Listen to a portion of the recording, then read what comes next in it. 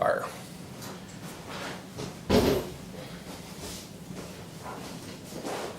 I'm sitting here today with Ray Rosch from InterLink Volunteers. Hi, Scott. Hi, Ray. I'm really happy you came to talk to me today about InterLink Volunteers. It's my pleasure. I love talking about what we do. That's awesome.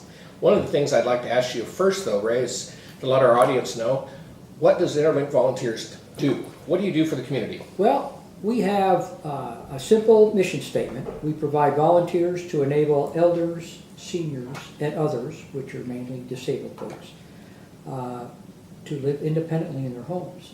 And a lot of times, you and I take that for granted. We have our house or an apartment, and we have nice stuff, not maybe classic stuff, but just nice, it's clean, we have a comfy bed, a place to sit, to eat, to fix our food. But the people that we help sometimes don't have one or more of those, and that causes us to seek a lot of assistance throughout the community to help us provide what these seniors and disabled folks need. We give direct service through transportation and build wheelchair ramps, do yard work, help people move, anything we can do to help them stay living in their home. We are challenged with no volunteers to do any in-home service at this time. For example, doing laundry or prepare foods. And services like that are handled pretty much by the other social service agencies in the valley. Okay, so you do mostly work in their homes that allows them to stay in their home, like wheelchair ramps? Well, I know you've done a few of those, but... a few wheelchair ramps. We've been in business since March of 1984. 84, wow. And since then, in that 30 years, I don't know what the records reflect.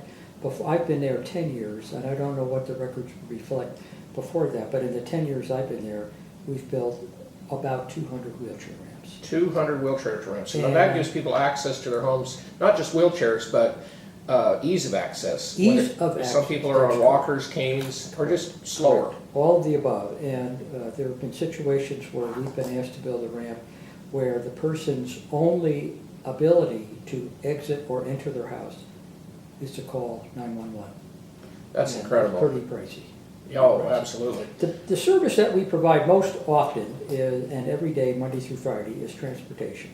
And most of those transports are to doctor appointments. Doctor Some appointments? medical appointments. What about groceries? Do you take people grocery shopping? People grocery shopping. In fact, groceries is, the way I tell people is that you need to get groceries, we can help you do it any way you want. We can go with you, we can go into the store with you, we can just let you be there for an hour and a half, or whatever time you really want, or we can shop for you. Sure. And all of those things. Then we help people get their groceries into the house. The transportation we provide is at the person's request. Most of the transportation is we bring you there, we bring you home. Some we just bring you there, some others we just pick you up. So whatever they need. Tell me, Ray, do you have enough volunteers? I know you're the executive director, and so you've got a huge job just trying to keep everything organized and fundraising, but what about the volunteers themselves? Do you reach out into the community for folks that are willing to come and help you on projects, but do you have like a stable of volunteers that are a regular basis? We do, and that's a hard question to answer, but I tell people about 3 dozen, 35, 36. And you asked, the first question was, do you have enough volunteers? And the answer that I've had to give is we have enough, because we use what we have. Sure. We can always use more. We can always use more of anything. However, we use what we have, and my recruiting of volunteers is all the time. There's not a person that I will talk to that if we get into a conversation about what InterLink is about, that I will offer them, hey, if you ever have some free time and you'd like to help us out, give us a holler. Do you find that volunteerism is on the uptick, or is it on the downtick? Definitely on the uptick. Definitely on the uptick. Especially in this community. I can't speak for anywhere else but the Lewis-Clark Valley, Scott, but I am amazed at the time and the energy given by people to help someone. Most of them, they don't know, and some of them, they will never meet. Sure. To give service and help. when you show up to rake a yard, Mhm. a lot of times the folks don't come out of their home. You may have talked to them on the phone, but the group that is doing that, it can be from a church or scouts or 4-H or whoever it might be, might not see the person. Sure. And you just go and do it, and it's great fun. Recently, a church that I know of reached out to a gentleman who doesn't go to that church. It was a similar situation in that they saw a need. The man had given all his life as a volunteer. He'd done so many things for the community.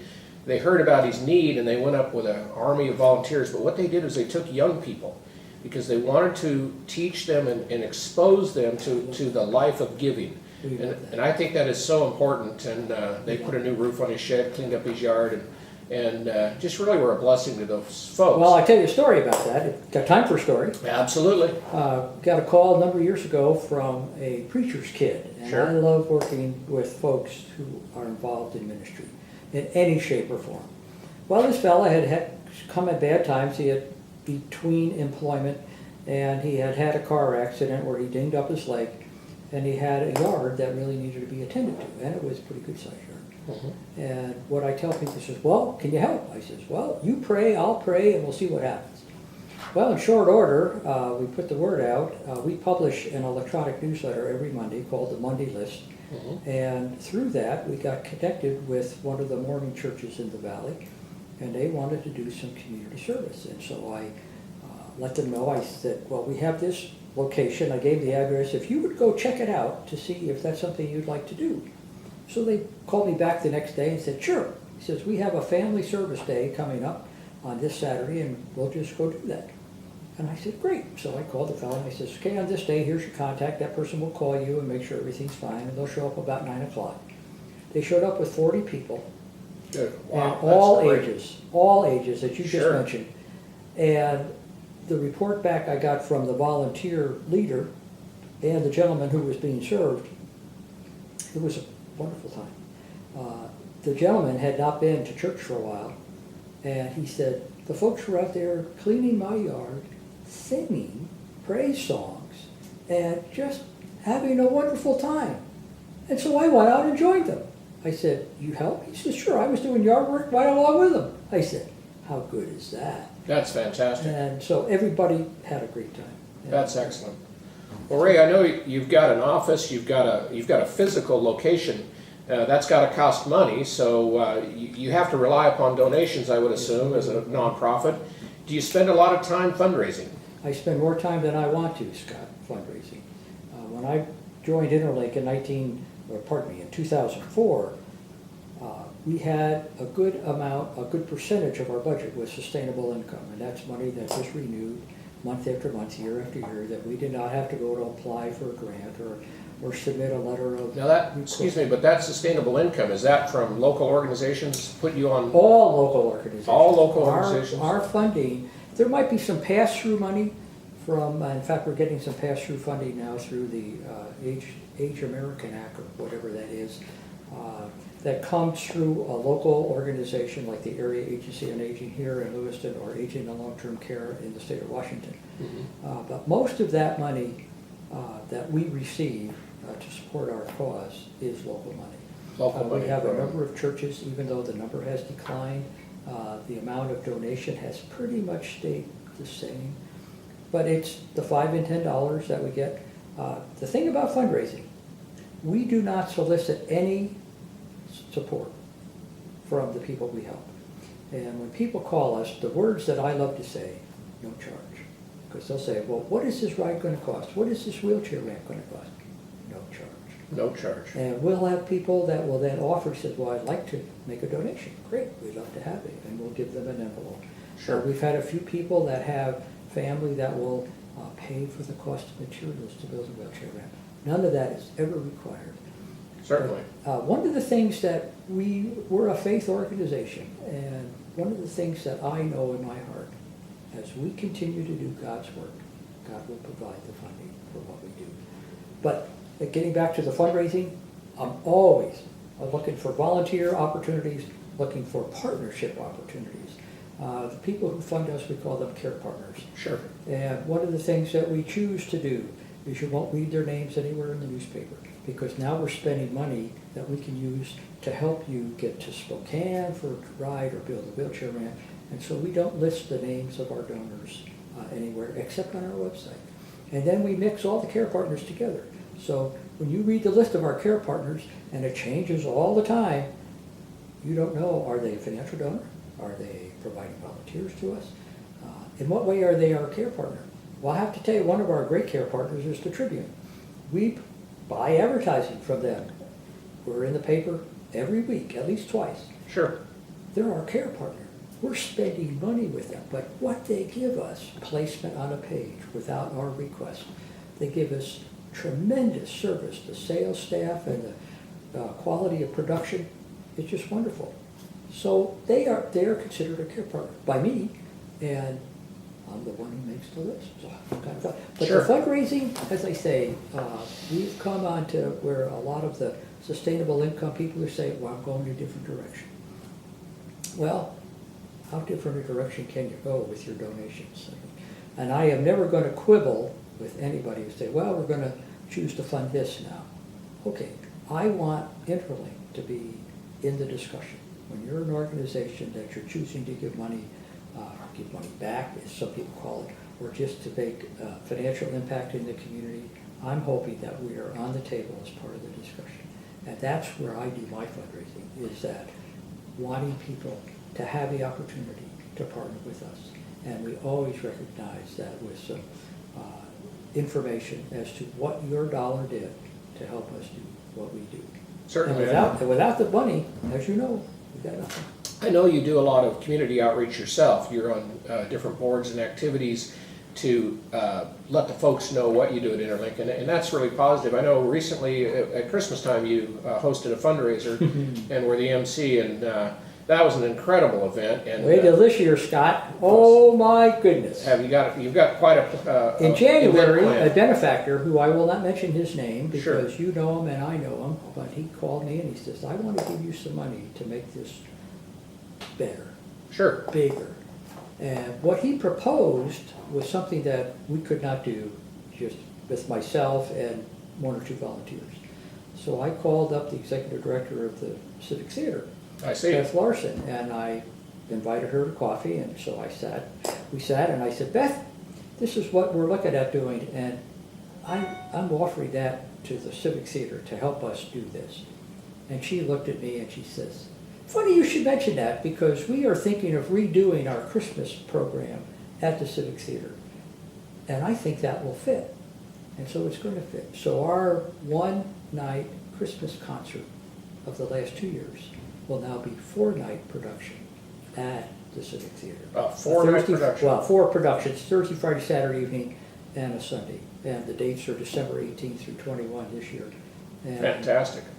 my God, we've already had 4 meetings, and we've enlisted the help of the artistic people at the Civic Theater to put this production on. And Now, is that going to be a joint fundraiser for you and the Civic it's going Theater? to be our fundraiser. Okay. But we will be sharing the revenue for that. And Beth and I have not talked about what kind of a split or sharing. Sure, But one of the there's missions, correct, and one of the missions of the Civic Theater is to help all community programs, and they're going to help us. What a great mission, and, Oh. and what a great avenue to use that facility, which of course the community supports, and they do some phenomenal productions Oh, there. it's incredible, and you know, as you've been there, and I've been there, and when you get people working together, Scott, and you know this from having worked in the community for so many years, the financial and the emotional and the kindness is just unbelievable. It is. Unbelievable. And we had Refresh the Valley here last weekend. And downtown Lewiston looks great for people going around scraping up dirt. Sure. I actually had a gentleman tell me that he participated in that for a couple hours, and he was astonished the amount of people that showed up and the amount of work that got done, and how people actually, he said they really cared about their community. And I think that's important to note, that in our community, folks really care. But one of the things I want to get back to, Ray, is I've known you, I think, forever. I just don't know. I just don't know not knowing you, and I've always respected what you do in this community. You're always giving. But Ray, how did you get involved with InterLink in the first place? I know you're the executive director, and I know you had a distinguished career at the Lewiston Tribune. But what caused you to get involved with InterLink? Was it, tell me about that. Well, it's an interesting story. When InterLink started in March of 1984, Jerry Pierce, a very dear friend of mine, Sure.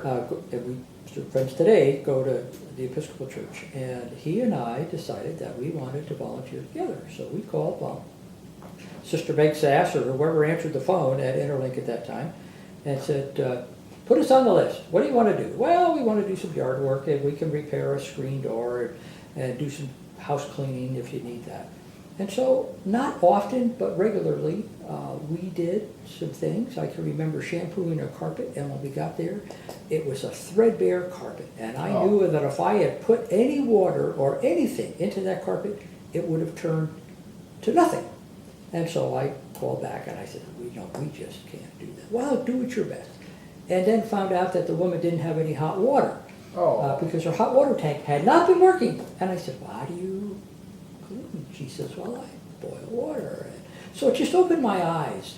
And so I've done this occasionally for a number of years. And InterLink had a fundraiser at the Christmas time, which led us to the concert that we have, called the Festival of Sharing. And for some years I was the MC and also played a little piano for that, and just had a great time.